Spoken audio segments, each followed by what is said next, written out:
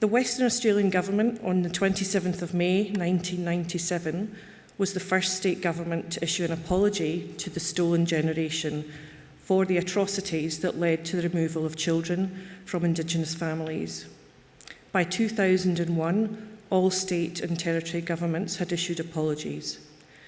But it wasn't until 2007 when the Labour Party under Kevin Rudd won the federal election did the Australian government make the apology to Aboriginal and Torres Strait Islander peoples of the stolen generation. It was the first item of business when Parliament opened. And it does seem that again, with the change of government, we are opening into new territory. While there's widespread acceptance of our nation's history and the agreement that the wrongs of the past should never be repeated, for nursing and midwifery, there still needs to be truth-telling, historical acceptance, acknowledgement of professional and institutional racism, and justice before we can begin on the road to healing and building the future. Nursing, at its premise, is about justice. But we must recognise the role of nurses and midwives since colonisation.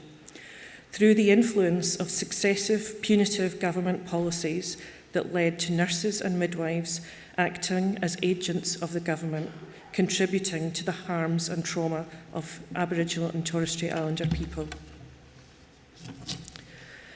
I became the chair of the Council of Deans and Midwifery in October 2021. During my first month in office, I attended the CATSINaM Back to the Fire conference in WA from my hotel quarantine. I was just relocating from Canberra. At this conference, Professor West, your CEO, challenged me on how I, as part of the Council, would be addressing the inequities faced by First Nations nurses and midwives, from students to academic leaders. How we would respond to the now seminal paper, The Call to Action, which was led by Dr. Lenore Gaia. I made a commitment there and then that we had to start with a programme of meaningful engagement, and that should begin with a formal apology from Council for the place nursing and midwifery education has in contributing to the harms and intergenerational trauma of Aboriginal and Torres Strait Islander people. Since October last year, Professor West and Dr. Lenore Gaia have generously helped to guide the work of Council, working on a programme of reform that will ensure we take positive action to supporting and privileging the voices and the voice and place of First Nations students, scholars and academic leaders. Reconciliation Australia states that in a just, equitable and reconciled Australia, Aboriginal and Torres Strait Islander children will have the same life chances and choices as non-Indigenous children. And the length and quality of a person's life will not be determined by their racial background. They go on to state that there is a need to understand the truths of the past to avoid repeating the wrongs of the past today. This is our moment of truth. This is where we make our stand to stop repeating the wrongs and make space to build a new way. I would like to acknowledge the place of nursing and midwifery education and research and how this has contributed to the culturally unsafe practices and has caused ongoing suffering of Aboriginal and Torres Strait Islander nurses and midwives and their communities through having their cultural practices and contributions to the professions and healthcare ignored or minimised through privileging colonial approaches. An acknowledgement is about acknowledging the harm of the past and recognising that harm can and will have enduring impacts on future generations. Our formal apology is the first step to acknowledge this harm, with Council members here today as leaders of nursing, midwifery, education and research, partnering with CATSINaM to deliver a programme of reform that promotes meaningful reconciliation to build a better future that supports culturally safe spaces for education, research and supports Aboriginal and Torres Strait Islander academics and students to flourish and take their rightful place as leaders in our professions.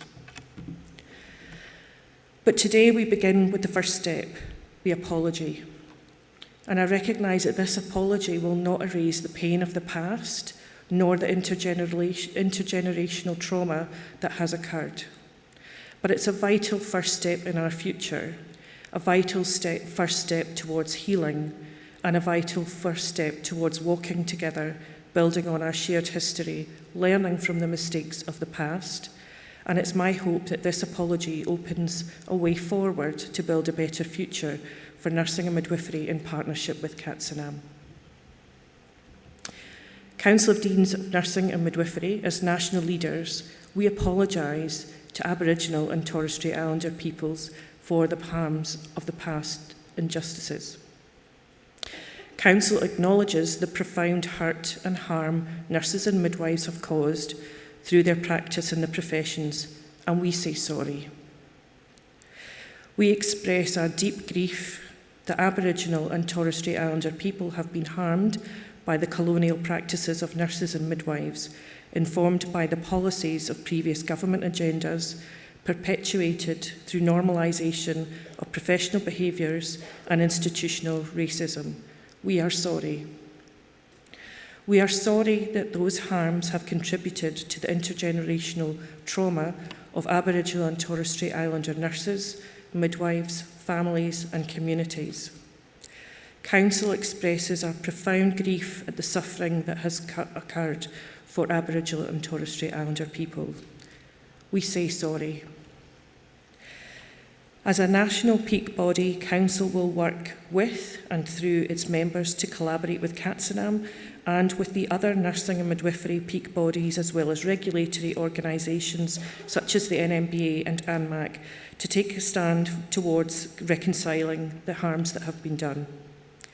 We shall never forget, but together we can heal and we can build a better future for our nursing and midwifery professions.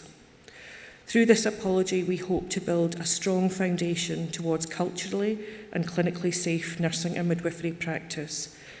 CATSINaM's vision is that Aboriginal and Torres Strait Islander nurses and midwives play a pivotal and respected role in achieving health equity and equality across the Australian health system for Aboriginal or Torres Strait Islander peoples and communities.